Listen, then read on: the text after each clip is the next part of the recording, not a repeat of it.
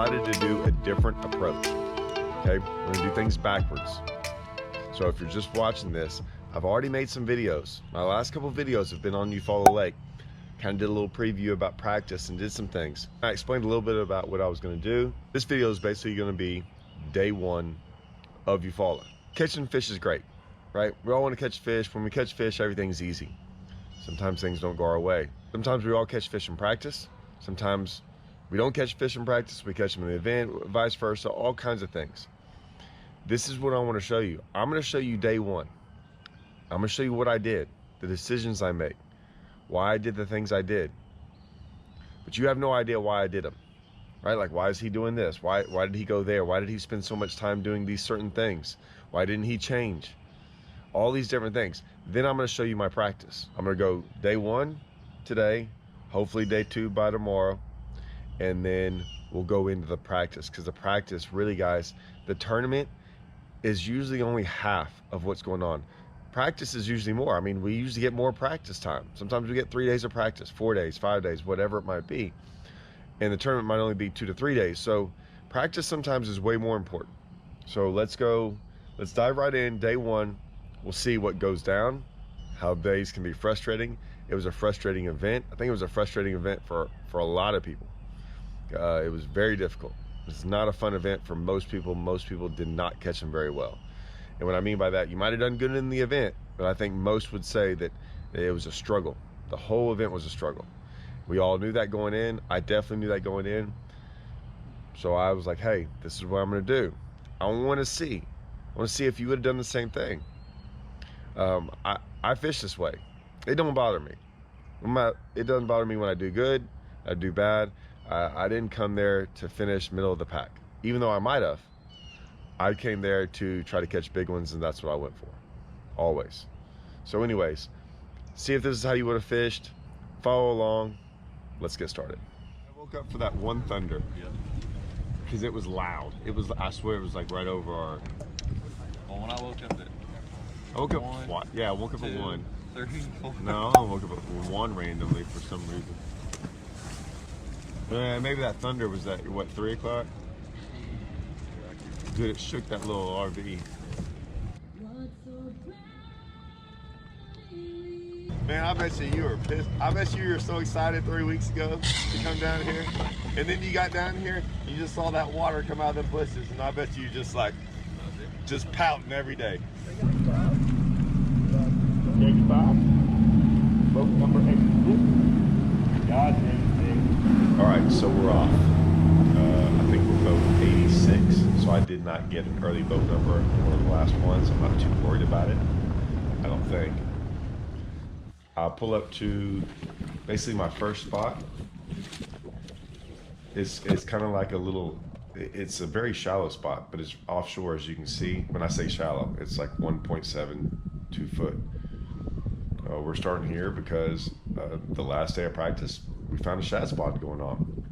If y'all remember, this is where I pulled up and basically caught one of my first casts.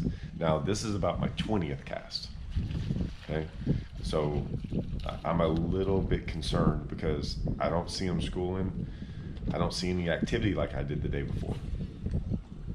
I fished it for like 15 minutes. It was enough to know that nothing was there, but that's all right. Right where the boat's pointed, I had some bites up there.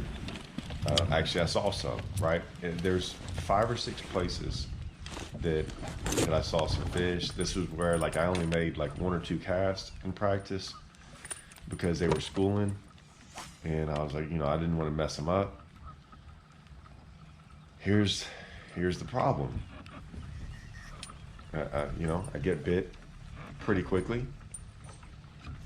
but I kind of saw what I didn't want to see. I didn't want to see white bass, and it is every cast. The white bass have been around these areas, but we didn't see any, and I say we, my buddy Blake's like over there to the left. We didn't see any over here. We saw like one spot that had them. But yesterday, like I said, there'd only, you could tell the blacks would school because there'd only be like maybe 2 of them at a time or 3 of them. These would be like 30, 40 at a time. I stayed for a while, threw my sexy dog, threw my thunder cricket, trying to see if I could get, if there were black bass in there. Maybe there were, but there were so many white bass. I just have I think it's very hard to catch black sometimes when there's that many white bass schooling. I think they run them out. I'm not sure. This is the next point over that has some, this is like 50 yards away, 75 yards away. There's another point over here. You can see they're like the same deal, whites. And I'm like, okay, so my first spot basically had one little one on it. They weren't there. Next spot had fish, all whites. The next point had fish, all whites. So I go around my buddy Blake, who actually made the top 10. The point he stopped on, which is in between us, I mean, it's all right there.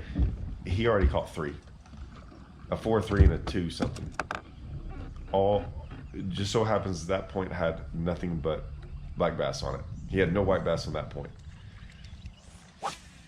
So I come to this point's probably 75 yards away from him. He's not moving because he's catching them. I pull up over here, white bass. Every cast. And I'm going, okay, wait a minute. None of these whites were here yesterday. There's nothing I can do. I'm just going to keep on hitting these points. Now to my left, guys, right there, we'll bring this up later. Now I did want to start right over there too. I didn't mind starting right way over there to my left, like at the end of my screen. There's a spot over there. Now there's a boat on it. Okay, there is a boat on it. And I didn't really care too much. They were spending some time on it. It's basically right.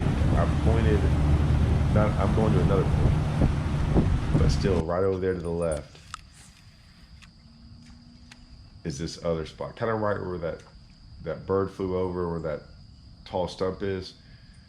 There's an island right there. That's kind of where I wanted to start as well, but I saw this boat over there. Like I said, I was boat 86, so I'm like, I'm not gonna go over there. Now I figure let's just kind of fish out in front of these bushes. I will say this, I got bit here in these bushes in practice. Now we're gonna go over all this stuff, but right now I'm fishing these bushes. I didn't really want to do this. I'll be honest, I didn't want to fish these bushes at this particular time. I'm doing it just because I'm back here already, but I really wanted to do the shad spawn deal on the points. But it's not working out very well. So, and I've spent some time back here. When I say some time, I've spent over an hour, almost 2 hours back here. But like I said, I thought I was gonna catch them pretty easy. Maybe not even that many. I thought I was gonna catch a limit.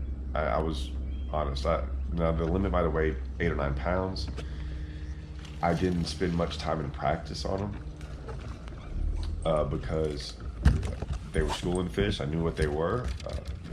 But I also thought, if there's that many bass back there, good chance you'll catch a big one. But I was like, hey, if I just catch a limit, that'd be awesome, or even 3. It's like, I'll catch some other fish throughout the day. Right here, I'm throwing my thunder cricket. Like I said, we'll go over all this again. But yeah. Spots are still 14, right? That's right. Yeah, all of them. Making sure spots were 14 inches too. Right here, this is still part of a semi-shad spawn thing going on. I think there's just a little spot I figured I'd stop on the way as I go to my next spot.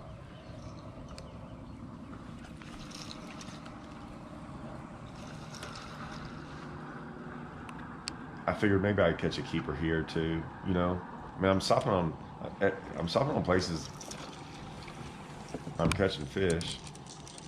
There's a little shallow hybrid hunter sighting right there, just for y'all that always ask if I ever catch fish on that thing. In other places without grass, well, Eufaula has no grass. It has a little bank grass, but nothing where you would actually throw that thing. But yeah, shallow hybrid hunter. I was going to throw that quite a bit on those fish as well, and those other fish, you know, on those points, but never did. Never had to. This is another little just spot I found. It had some rock on it that I could get a bite or two off of.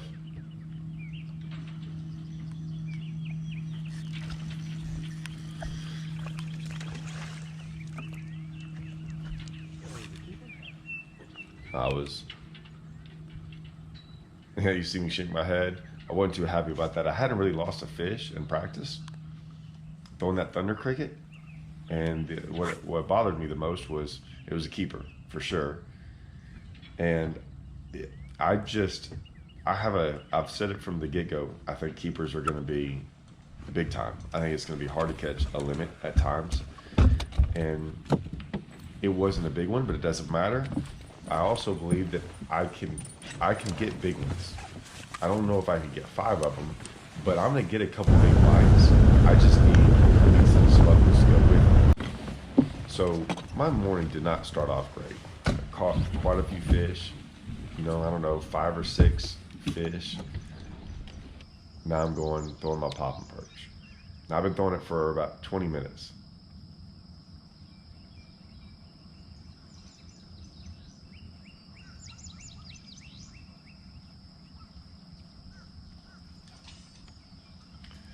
Now I saw that one. That one was about a 2.5 pounder. Now you see where it hit? We'll get into all this later, but did you see where it hit? See all those bushes in the water? Notice how it hit really far out. We're gonna go into that. It did not surprise me where it hit. I don't want him to hit right there. This might be a giant video on a frog popping perch tutorial. But yeah, you would think with all those bushes and everything in the water, they'd be up there shallow, but they're not. This stuff's important, guys. This is what we're going to go over through this little small mini series I'm kind of putting together. But yeah, I don't like them biting out there in the open. Now, I do realize while I make this video that I'm setting myself up, comment about 1,000 different things about what I should do. It's gonna happen, even though if I was like, hey, just watch the video. Just, well, why didn't you throw this? Why didn't you throw that? You know, I would have done it. Yeah, I'm sure you might have. And there goes another big one. Another 2.5 to 3 pounder, and you see how far away it bit. This is going to be very hard for me to not answer all the comments. Because people are going to be like, oh man, I would have done this. And I'm like, well, you might have, but you got to realize that one wasn't that big. That one did pull it down. So now I get over here. And once again, little ones. But do you notice that I'm not throwing on the bank?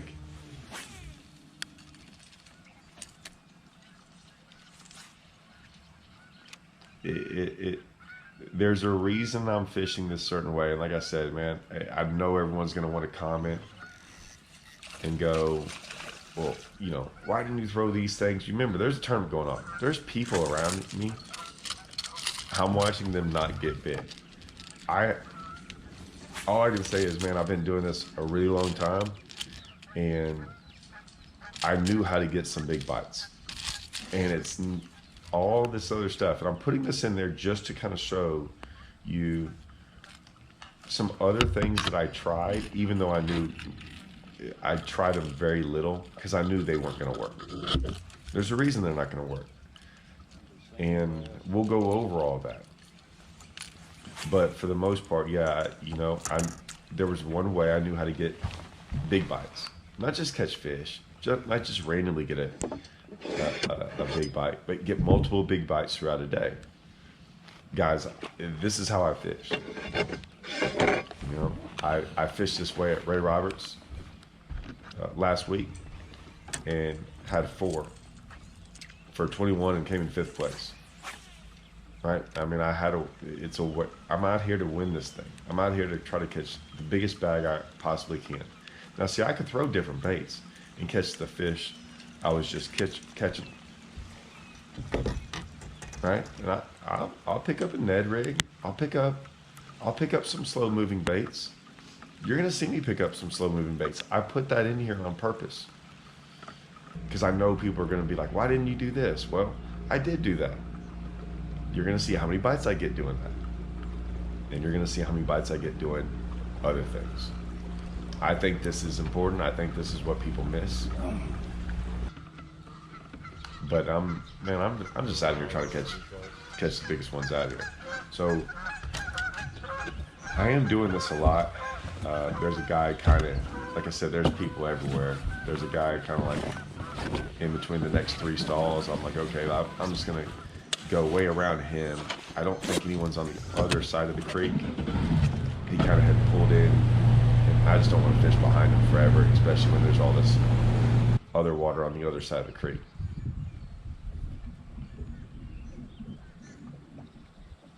Now, what I don't like is if that first 2 bites have been okay, the 3rd bite not so great. Watch this.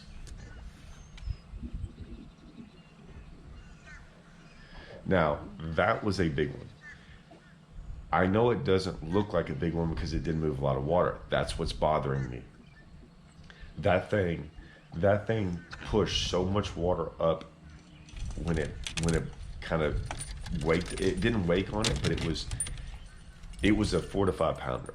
I saw it, and it just did. But you notice I didn't set the hook because I saw what it did, and it just never ate it. And I was going, man, this didn't happen in practice. I didn't have fish do this. I can tell you one thing. I hardly had any fish miss in practice, ever. But that's now 4 fish that have missed.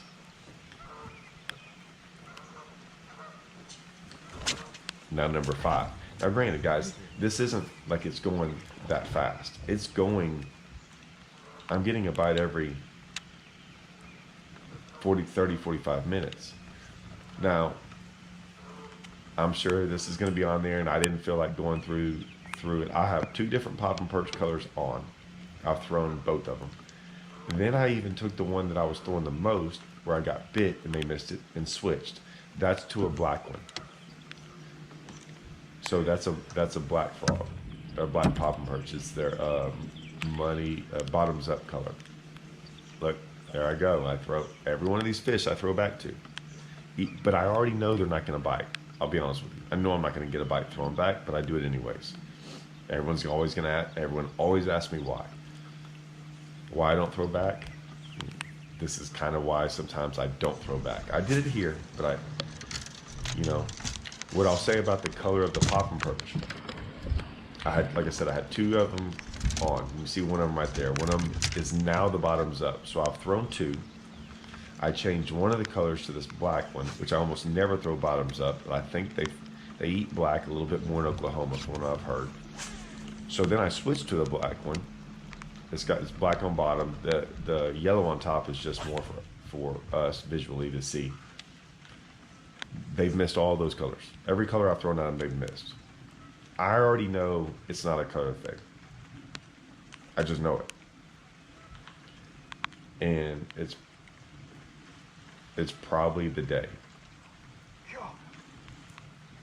There was another bite just there. That was a fairly big one. I'm now being a little bit less, like I said, sometimes everyone's like, hey, how do you set the hook on fish? Do you wait?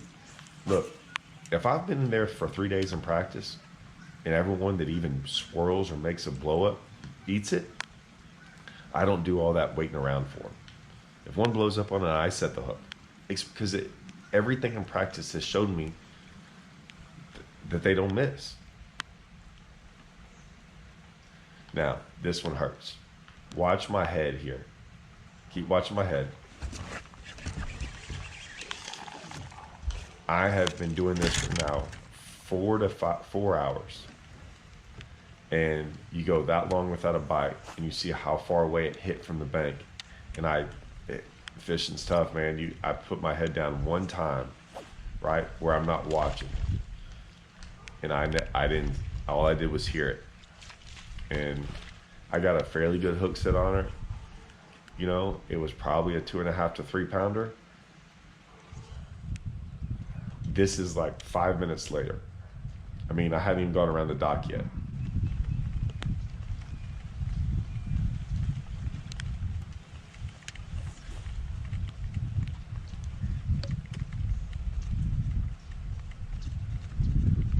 Notice how far away from the bank I am. Think about how long I worked it. So now we got one almost 4. Still makes me mad though. Hmm? Still makes me mad. Should have had 3 like this. What I'm mad about is those were the fish. 4-pounder is a big one in this event. I've had it, that's at least my 3rd one that's blown up. I just lost one around 2.5 to 3. I lost that thunder cricket fish that was a 2-pounder. Those are the only other 2 bites that I've had on. But I've had at least 2 other ones that size. I think 2 of them were that size or a little bit bigger. So I'm like, man, I've had the bites to have a big bag. I mean, I think I should have at least 3 4-pounders, a 3-pounder, and a 2.5. But there's still some other frogfish. Now, listen, that's the risk sometimes you take throwing a frog. It's also the rewards you get sometimes. I knew I was going to get the bites. I just couldn't believe they missed it. Now, this is important. I'm back to where I got my first bites. So maybe I hit this around 9. This is around closer to 1 right now. I go back through a couple of these areas where I got bit. I put that in there because I was like, hey, I want to go see, like, maybe it's the time of day, right? I just had two fish eat within 5 minutes of each other. The only 2 fish I had, they both eat my frog, my popping perch. I'm like, maybe it's a timing deal to where they're eating better now. So I'm gonna go back through these areas real quick. Like, there was 3 areas where I got multiple bites. I'm gonna go back through them real quick. Never had a bite. Never had a bite. So I'm going, okay, well that didn't work out either. But I don't have very much time left in the day. So I'm gonna go do maybe something else to get a couple keepers. I tried my hardest for the majority of the day to catch big ones. I had the bites, you know, they were there. I had the bites. I only really lost 1. I think in total I had 8 bites doing it. You know, lost 1, caught 1, missed the other ones, or they missed me. So now I'm thinking, okay, I can run to the back. I don't think this is a way to catch big ones. At least I can try to save myself and catch a couple fish. Is what I'm thinking. And so I'm gonna run back. I got this other area. I'll be honest, I don't know how much in this area I can fish or what it's even like. Before I even get there, I'm like, hey, you know what? I've got 1 or 2 more spots.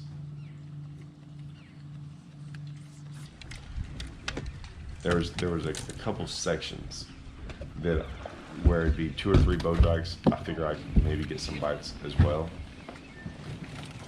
throwing that frog. And so once again, that's just my mentality. That even when I'm like telling myself to go somewhere to go try to catch just some keepers, it's hard for me to run by places where I've got big ones to buy to practice, and I understood the pattern. So I hit 1 other spot, maybe 2, did get any bites. Came back in here, this giant area, and I'm just gonna kind of. I've got some little offshore places some places that have hard spots, some places that have stumps, some places where I just kind of got bit. And do I think I can catch a big one? I think you can always catch a big one. But I wouldn't say, how about this? I had 8 bites doing what I was doing earlier. 7 of them were good. 7 of them were all over 2.5 pounds would be my smallest fish. Now, I'll let y'all guys know, if you weighed in 10 2.5 pounders in this event, you make the cut really, really easy. I mean, you're way on up there if you catch 5 2.5 pounders a day. So that's the way I was looking at it. I honestly thought that sometimes people say it's tough. They caught them a little bit better on day 1 than I thought. However, when it all leveled out after 2 days, oh, it was worse than we thought. Like I said, I thought they caught them better on day 1, but by day 2, the weights definitely leveled out. I had it on perspective mode for most of the day while I was up there really, really shallow. Now I'm putting it back to regular mode. Now I'm just kind of throwing a little drop shot around, a little Strike King filler worm. I haven't probably been fishing more than 2 to 3 minutes at this point doing this. This thing feels like a little perch. That's what took me so long to set the hook. Then it shocked me. I was going, oh, wait a minute. I really thought it was a perch when it bit. Now, don't get me wrong, it wasn't some giant either, but keepers are prime at this point.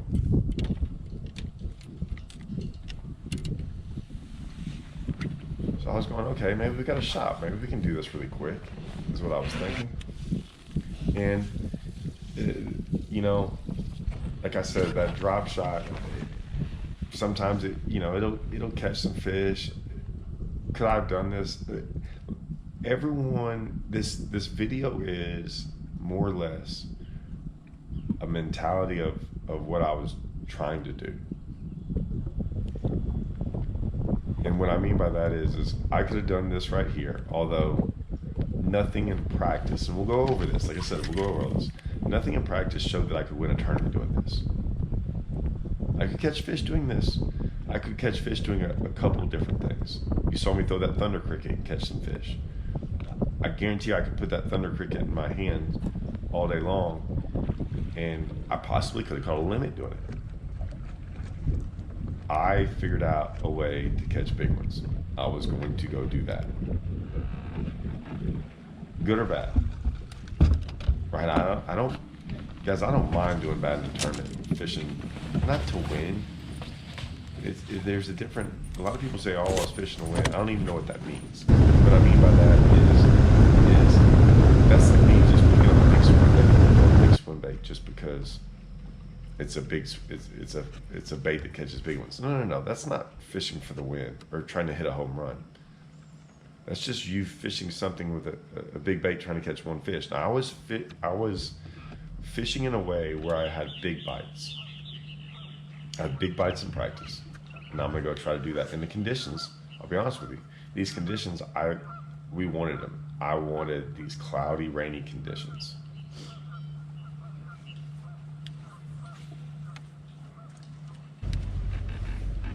I didn't really like the drop shot thing. I stayed for an hour. I ended up catching, I don't think I caught anything else after that. It's the only bite I had. Right out, it was the first three minutes I had a bite. And I'm like, you know what if I catch one more 3 or 4 pounder, I'll be okay. I'll save myself, and then I can figure out what I can do on the next day. I came back and tried to hit some other docks and some other banks. Didn't catch any for like the last 45 minutes. And that was it. It has been a long time since in the regular season event I'm about to weigh in 2 fish. Not exactly happy about it. And I don't feel bad with my decision. You know, I know what was there. I know what I had a chance to go do. So like I said, that was day one. Follow along. I'm gonna show y'all day two. It's a little bit more, gonna look quite a few more fish catches in there. Totally different day two. And like I said, this is going to be a really, really interesting video to see, because I'm sure you should have more questions than answers after this. You should have, your mind should be spinning, going, why did he do things a certain way? When you see practice, when you see what my practice was all about, and if you want to, go back and check out some of those videos. They're very short. You know, my first videos of day one, day two, day three of practice. They're not very long. You'll get glimpses. But when I start day one, Eufaula practice after day one and day two of the tournament, you'll be like, that's why I did it. And we can go into all that stuff. Then you can ask tons of questions about why I did certain things in practice, but you'll definitely know why I fished a certain way during the tournament. I wasn't perfect in this tournament by any means. I missed some things. I missed one thing. In my opinion, I only missed one thing that bothered me, just one. And you'll probably figure that out tomorrow's video. All right, see y'all.